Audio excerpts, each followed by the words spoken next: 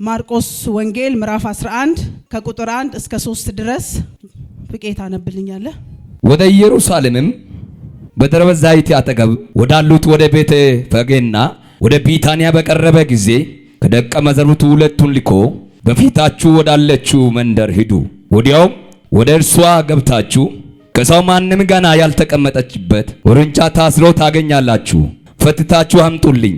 ማንም ስለምን እንዲህ ታደርጋላችሁ ብላችሁ ለጌታ ታስፈልጓል በሉት፣ ወዲያውም ደግሞ ወደዚህ ይሰዱሃል አላቸው።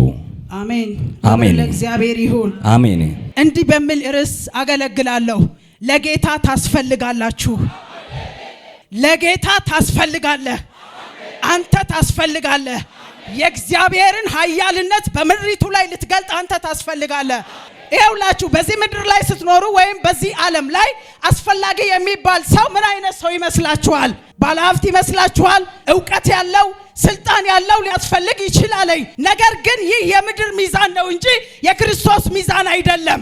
ይኸውላችሁ የዓለም አንተ ስታደርግና አንተ ስትጠቅመው አስፈላጊ ነህ ሊል ይችላል። ማድረግ ካልቻልክ፣ መደገፍ ካልቻልክ፣ መስጠት ካልቻልክ ግን አታስፈልግም ብቻ ሳይሆን የሚልህ አውጥቶ ይጥልሃል። ዛሬ ግን የምንመለከተው ሙሉ በሙሉ የዓለምን ስርዓት ከንቱ የሚያደርግ ሙሉ ለሙሉ የሚያፈርሰውን የእግዚአብሔርን ሐሳብ እንመለከታለን። ኢየሱስ ጌታ ነው። በዚህ ምዕራፍ ላይ ስትመለከቱ ኢየሱስ ክርስቶስ ወደ ኢየሩሳሌም ለመሄድ ሲፈልግ የፈለገው መጓጓዣ በሰዓቱ የነበረው ትልቅ የሆነ መጓጓዣ ሳይሆን፣ ፈረስ ሳይሆን፣ ሰረገላ ሳይሆን የፈለገው አንዲት የታሰረች የተረሳች የተጣለውን የአህያዋን ውርንጭላ ነው የፈለገው። ሃሌሉያ! ዛሬ እኔ አልችልም ትላለህ፣ አቅቶኛል ትላለህ። የሰማይና የምድር ንጉሥ ታስፈልጋለህ ይልሃል። ለእኔ ታስፈልጋለህ ይልሃል። ለክብሩ ታስፈልጋለህ ይልሃል። ለመንግስቱ ስራ ታስፈልጋለህ ይልሃል። ኢየሱስ ክርስቶስ የእያንዳንዳችሁን ልብ እየተመለከተ ነው። ምናልባት አንተ አቅም የለኝም ልትል ትችላለህ። እግዚአብሔር ግን አቅም ሰጥቶ ሊያገለግል ይፈልጋል። አንተ ምናልባት ታስሬያለሁ፣ ደክሜያለሁ፣ ሰው የለኝም ልትል ትችላለህ። ኢየሱስ ክርስቶስ ፈቶ ለእኔ ታስፈልጋለህ ይልሃል። ዓለም አስፈላጊ ነው ቢሏችሁ፣ ዓለም አንተ ምርጥ ነህ ቢልህ፣ ዓለም ለዚህ ጉዳይ ታስፈልጋለህ ቢልህ ከትንሽ ደቂቃ በኋላ ሊያዋርድህ ነው። ያከበረህን ያክል ይጥልሃል። እንዳትነሳ ሊጥልህ ፈልጎ ነው። ያንተ አምላክ ግን ታስፈልጋለህ ሲልህ ክብሩን ሊገልጥብህ ነው። ኃይሉን ሊገልጥ ነው። ታምራቱን ሊያደርግብህ ነው። የእግዚአብሔር ሕልውና በአንተ ሊገለጥ ነው። መንፈሱ በአንተ ሊሰራ ነው። ኢየሱስ ክርስቶስ ወደ ኢየሩሳሌም ለመሄድ ሲል ከደቀ መዛሙርቱ ሁለቱን ላከና በፊታችሁ ወደምትገኝ መንደር ሂዱ አለ። ከዛም አንድ የታሰረች የአህያ ውርንጭላ ታስራ ታገኛላችሁ፣ ፈታችሁ አምጡልኝ። ኢየሱስ ጌታ ነው። እግዚአብሔር እናንተን ሲፈልጋችሁ ወይም ይችን አህያ ሲፈልግ መጀመሪያ ያደረገው እስራቷን ሄደው እንዲፈቱ ነው ያደረገ። አንተንም ሲፈልግህ መጀመሪያ የሚያደርገው ያለብህን እስራት፣ ያለብህን በሽታ፣ ያለብህን ቀንበር፣ ያለብህን ዕዳ ከመስበር ይጀምራል። ዛሬ ይሰበራል። የዘር ማንዘር ከርስ ይሰበራል። የዘር ማንዘር እርግማን ይሰበራል። ባዶነት ነው ይሰበራል። በሽታ ነው ይሰበራል። ፍርሃት ነው ይሰበራል።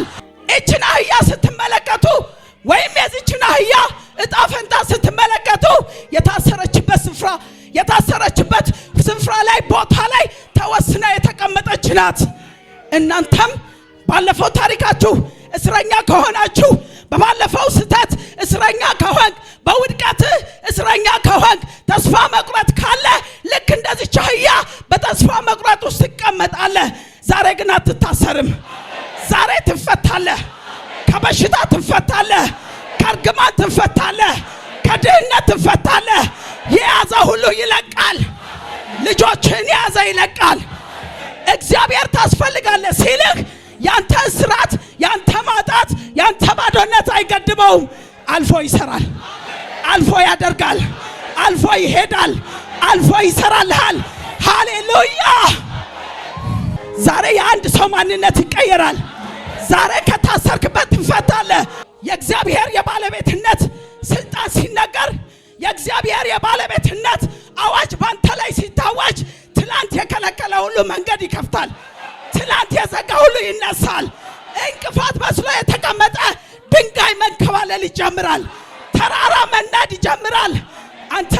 ክብር መራመድ ትጀምራለህ። አንተ መሄድ ትጀምራለህ። አንተ መፍታት ትጀምራለህ። ማንም ሰው ቢጠይቅ ስለምን ቢላችሁ ለጌታ ያስፈልገዋል በላቸው። የሰው ልጅ ሊረሳ ይችላል፣ ሊያጠፋ ይችላል፣ ምናልባት ሊል ይችላል፣ ያሳለፍከውን ሊረሳ ይችላል። ያንተ አምላክ ግን አይረሳም። ስፍራህን ያውቃለኝ፣ ስምህን ያውቃለኝ፣ ያለብህን ሕመም ያውቃል። አረ ለጌታ ታስፈልጋላችሁ። እችን አህያ ስፍራዋን ነገረ፣ ቦታዋን ነገረ፣ እንዴት ባለች ሁኔታ ነገራቸውና ሂዱ አላቸው። ሃሌሉያ! እነሱ መፍታት ሲጀምሩ፣ የታሰረውን መፍታት ሲጀምር ለምን የሚል መጣ፣ እንዴት የሚል መጣ። ያውላችሁ የዓለም ስርዓት ወይም የዓለምን ስልጣን ስትመለከቱ ሁል ጊዜ እንዴት፣ ለምን፣ በማን ስልጣን፣ በማን ፍቃድ፣ ከዚህ ያለፈ አይደለም። ሃሌሉያ! እነዚህ ሰዎች ሊፈቷት ሲሉ ትላንት ታስራ ለምንድን ነው ያላሉ ሰዎች፣ ትላንት ስትቆሳቆል፣ ትላንትና ስትራብ መጥተው ያልፈቱ አሁን ደግሞ ሊፈቱ ሲል በማን ፈቃድ፣ ማን አዟችሁ ነው? ስለምን ፈለጋችኋት? ያን ጊዜ ግን ደቀ መዛሙርቶቹ መልሳቸው የነበረው ለጌታ ታስፈልጋለህ። ኧረ አንተም ታስፈልጋለህ። ከስራት ትፈታለህ፣ ታስፈልጋለህ። በሽታ ይቀልጣል፣ ታስፈልጋለህ። ዕዳ ይከፈላል፣ ታስፈልጋለህ። ከተስፋ መቁረጥ ትወጣለህ፣ ታስፈልጋለህ። ኧረ ለጌታ ታስፈልጋላችሁ። ድገሙና እኔ ያስፈልጋለሁ በል። እኔ ያስፈልጋለሁ። ድገም፣ አሁንም አስፈልጋለሁ በል። እኔ ያስፈልጋለሁ።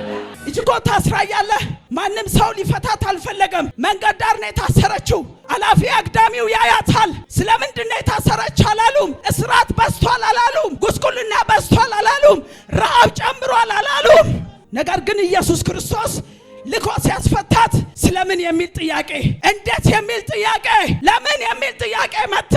አንተም ትላንት ታመህ እያለ እግዚአብሔር ያማርህ ያላለ ሰው፣ አንተ ትላንትና ተቸግረህና ተርበህ ካለው ያልሰጠ ሰው፣ አንተ ትላንትና በኃጢአት ታስረህ፣ በሱስ ታስረህ፣ በጫት በሲጋራ ታስረህ እያለ ወንጌል ያልሰበከ ሰው፣ እግዚአብሔር ያድናል ያላለ፣ ክርስቶስ ይፈውሳል ያላለ ሰው አንተ ስትድን፣ አንተ ስትፈወስ፣ አንተ ስትባረክ፣ አንተ ተፈታ እግዚአብሔርን ማገልገል ሲጀምር እንዴት ከሰው ሊነሳ ይችላል ጥያቄ። የሰው ልጅ ሊገረምብህ ይችላል። የሰው ልጅ ደግሞ እንዴት ብሎ ሊቆጣ ሊበሳጭ ይችላል። ሰይጣንም እንደዛው። ሰይጣን አሮጌው መዝገብ፣ ያንተ የድሮ መዝገብ በእጁ ስላለ ያንተን መፈወስ፣ ያንተን ማገልገል፣ ያንተን መፈታት አሮጌ መዝገብ እየገለበጠ ሊከስ ይችላል፣ ሊጠይቅ ይችላል። ያንተ መልስ ግን ሁል ጊዜ የተፈታህበት ምክንያት፣ የታሰርከው የተፈታው ምክንያት፣ አንተ የተፈወስክበት ምክንያት በአንተ አቅም እንዳልሆነ ትነግረዋለህ፣ በአንተ ብርታት እንዳልሆነ ትነግረዋለህ። ለሚጠይቅ ሁሉ መልስ አንድ መሆን አለበት። ይህ ሁሉ የሆነው ለጌታ ስለማስፈልግ ነው። ይህ ሁሉ የሆነው ለእሱ ስለማስፈልገው ነው። የኔ መዋጮ የለም በለው። ዓለም ሁሉ ጊዜ ምን መሰላችሁ? የዓለም ስርዓት ከጥቅም ጋር የተያያዘ ነው። ኢየሱስ ደግሞ የመጣው የዓለምን ስርዓት ሊያጠናክር ሳይሆን፣ በእነሱ መንገድ ሊሰራ ሳይሆን በራሱ መንገድ ሊሰራ ነው። አንተ ለጌታ ታስፈልጋለህ። ቤት ያስፈልጋለህ። እንዴት? ጥያቄ ሁሉ ጊዜም ይጠየቃል እኮ። ያንተ መባረክ ለሰው ልጅ ጥያቄ ነው። ያንተ መፈወስ ለሰው ልጅ ጥያቄ ነው።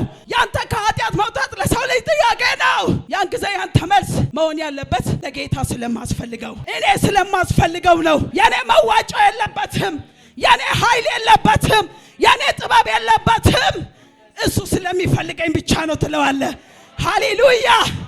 ኢየሱስ ጌታ ነው። የሚጠይቁት ሰዎች ለጌታ ታስፈልጋለች ሲሉ ለቀዋቸው ሄዱ። ትላንት ሲጠይቁ የነበሩት አንደበታቸውን ዘግተው ውርንጭላውን ለቀው ሄዱ። ከዛስ ደቀ መዛሙርቶቹ ይህችን ውርንጭላ ፈታው ለኢየሱስ አመጡለት። ኢየሱስ ጌታ ነው። ከዛ በኋላ ልብሳቸውን አውልቀው በጀርባው ላይ ማስቀመጥ ጀመሩ። ኢየሱስ ያድናል። አመጡ፣ ልብሳው አውልቀው በጀርባው ላይ አስቀመጡ። ይኸውላችሁ እቺ አህያ ከደቂቃ በፊት ከሰዓታት በፊት የታሰረች ነበረች፣ የተረሳችም ነበረች። አሁን ግን ኢየሱስ ሊቀመጥባት ሲል ልብሳቸውን ማውለቅ ጀመሩ፣ በጀርባዋ ላይ ማስቀመጥ ጀመሩ። እግዚአብሔር እናንተን ሲመርጣችሁ፣ እግዚአብሔር ጸጋ ሲሰጣችሁ፣ እግዚአብሔር ለአገልግሎት ሲመርጣችሁ መጀመሪያ ክብሩን ያለብሳችኋል፣ ጸጋውን ያለብሳችኋል፣ አንተ ሞገስ ያለብሳል። እቺ አህያ ማንም ያልተቀመጠባት፣ ለዛውም የታሰረች፣ ለዛውም የተተወች፣ የተጠላች ነበረች። አሁን ግን የናዝሪቱ ኢየሱስ፣ የይሁዳ አንበሳ፣ የነገስታት ንጉስ ኢየሱስ ተቀመጠባት። ኧረ እኔ አላስፈልግም አትልም፣ ለእግዚአብሔር ታስፈልጋለህ። እኔ አልችልም አትበል፣ ለኢየሱስ ታስፈልጋለህ። ኢየሱስ ከነ ድካማችሁ ነው የሚፈልጋችሁ፣ ከነ ስተታችሁ ይፈልጋል፣ ከነ ውድቀት ይፈልጋል፣ ከነ ዝቅታ ይፈልጋል። ምክንያቱም እሱ ሲፈልግህ ከነ ውድቀት ሊሰራ ሳይሆን ያን ድካምህን ያስወግድና ክብሩን ይገልጣል፣ ኃይሉን ይገልጣል፣ ታምራት ይሰራል። ኧረ ሃሌሉያ! ይኸውላችሁ ደቀ መዛሙርቶች ብቻ አልነበሩም እያወለቁ ያስቀመጡት። እዛ የተሰበሰቡ በሰዓቱ የነበሩ ህዝቦች ሁሉ ልብሳቸውን እያወለቁ በጀርባ ላይ ያስቀምጡ ነበር። ከዛስ መንገዷ ላይም እያነጠፉ ነበረ። ይሄ ሁሉ የሆነው ከምን ይመስላችኋል? ልብሳቸውን ያወለቁት ለማን ይመስላችኋል?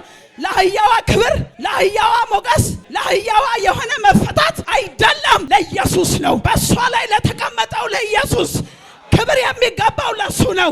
አንተ ክብር ካለ ስጣውንም። እዚህ ጋር ማሰብ ያለባችሁ አንድ ነገር አለ። እግዚአብሔርን የምታገለግሉ፣ እግዚአብሔር በጸጋው የሚጠቀምባችሁ፣ የእግዚአብሔር ኃይል በእናንተ የሚሰራ ሰዎች ልታስተውሉ ይገባለኝ። አንተ ጸጋው ከተገለጠ በኋላ፣ እግዚአብሔር በአንተ ከሰራ በኋላ ሰዎች በሮቹ ሊከፍቱ ይችላሉ፣ ሰዎች ሊያከብሯችሁ ይችላሉ።